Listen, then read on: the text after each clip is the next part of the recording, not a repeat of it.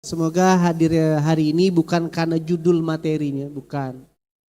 Tapi karena memang kita sedang butuh Allah. Kita memang butuh terus belajar. Karena cara terbaik untuk terus bisa ada di jalannya Allah dengan cara terus mendownload ilmunya. Sesuai dengan judul materi kita, sudah kerja keras tapi rezeki masih seret. Ada yang ngalamin? Ada yang rasakan? Bahkan ada yang bilang, udah ganti laki pun masih gak seret Ustaz gitu.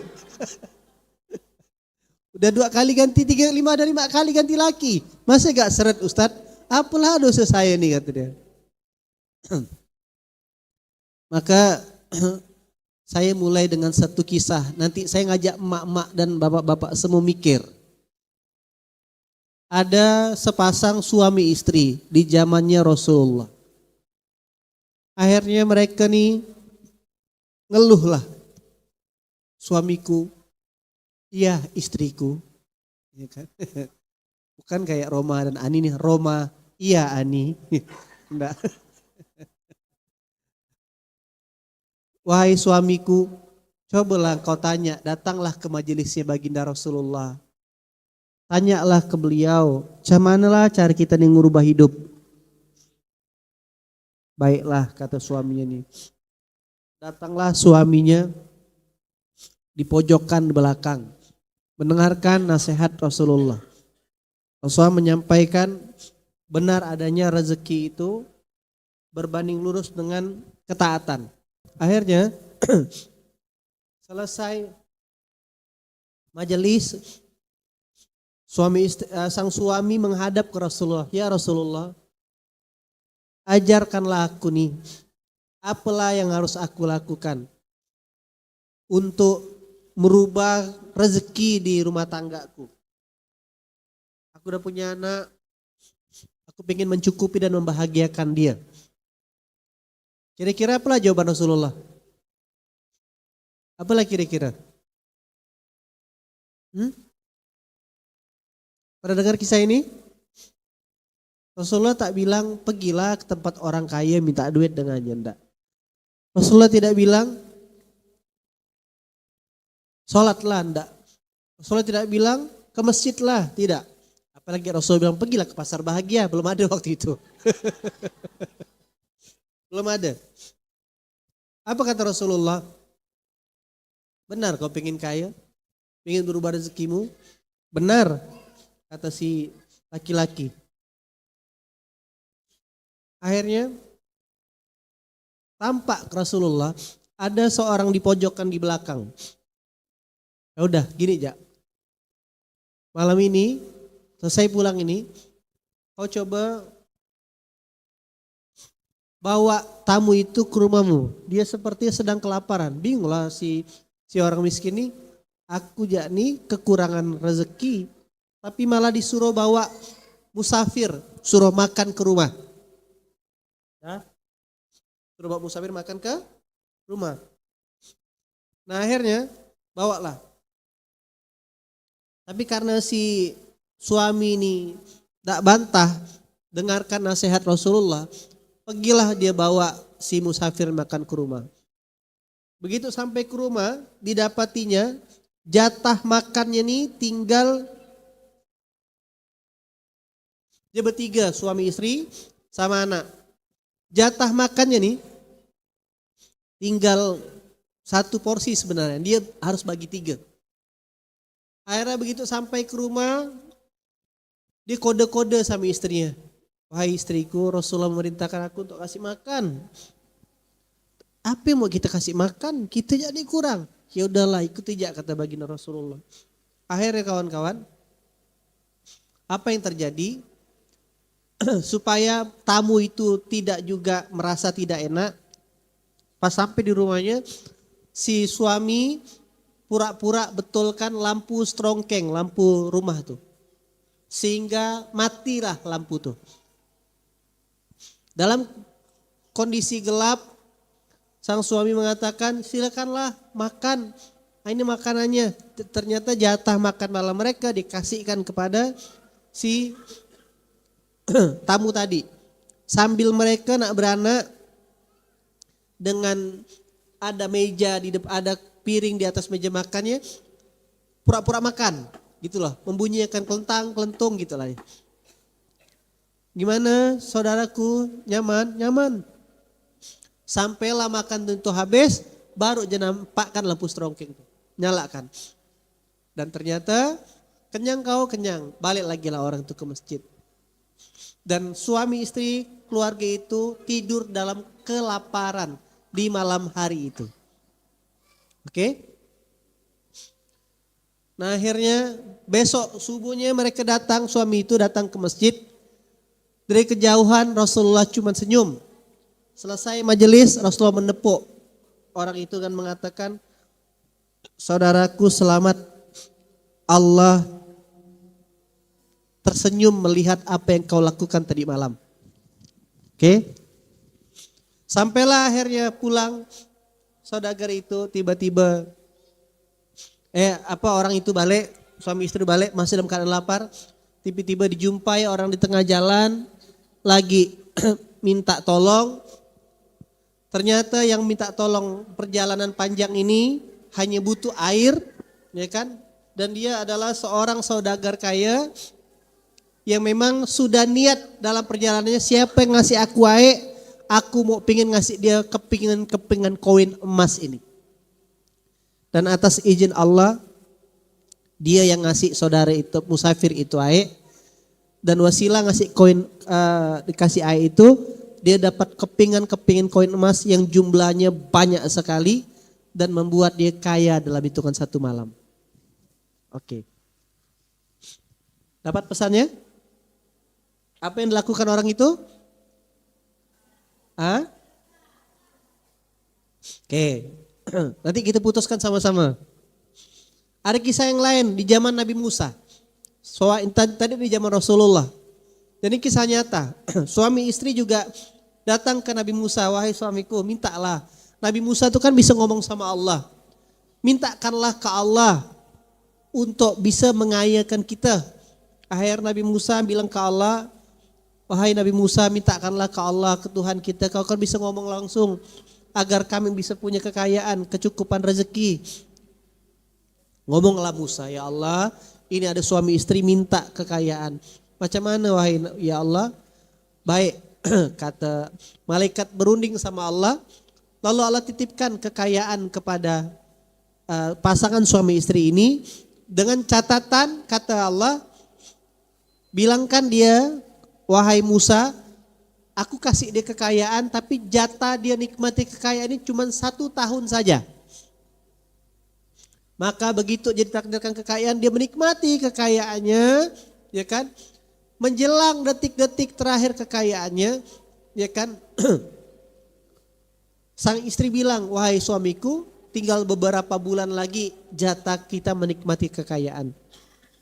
Ya sudahlah, kalau kayak gitu, kata sang berunding lah, jadi istri bilang, yaudah yuk dengan harta yang ada kita kasih makan tetangga, yuk anak fakir, orang-orang kelaparan, kasihlah makan.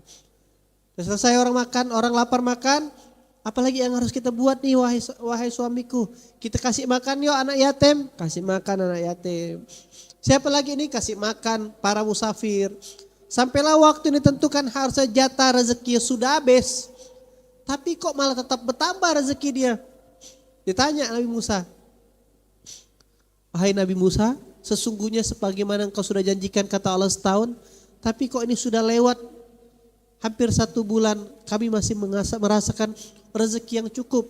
Allah tanya, Nabi Musa tanya kepada Allah, wahai Allah, kenapa engkau malah melewati batas janjimu?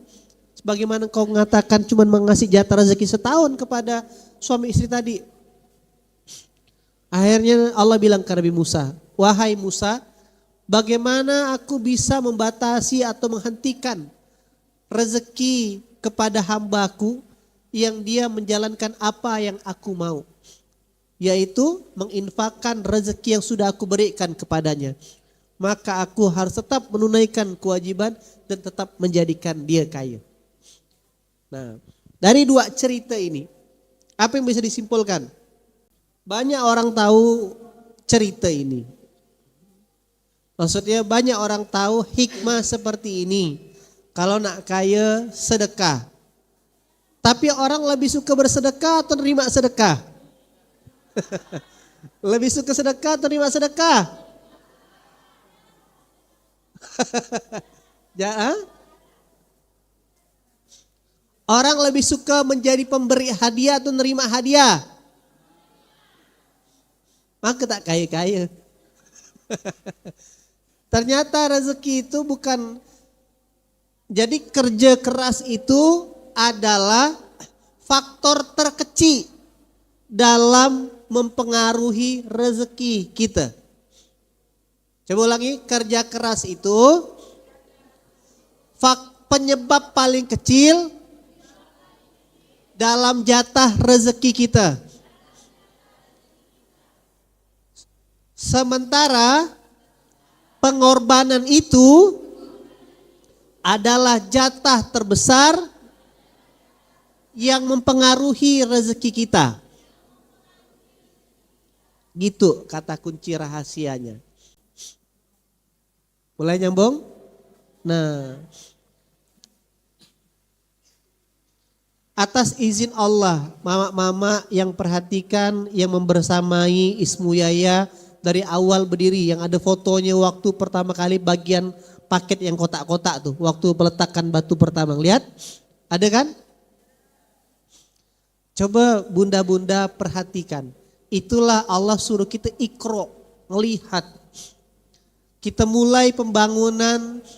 Apakah ketika kita bikin peletakan batu pertama, bagi-bagi sembako kepada mama-mama mu'alaf waktu itu, melambangkan kita masjid ini kaya raya? Enggak. Kita kasih. Sementara di waktu yang sama, afwan, kita juga butuh loh untuk beli pasir, untuk beli semen. Karena kita tahu kita ini terbatas, tak cukup dengan kemampuan akal kita untuk beli semen yang banyak, beli pasir yang banyak. Kita minta Allah datangkan semen dan pasirnya. Caranya macam mana? Panggil doanya mama mu'alaf waktu itu. Begitu dia. Angkat amin, amin, amin, amin. Gitu amin, amin, amin, amin, amin. Kasih paket, antar pakai pickup, senyum mama tuh. Aminnya sampai ke langit ya Allah.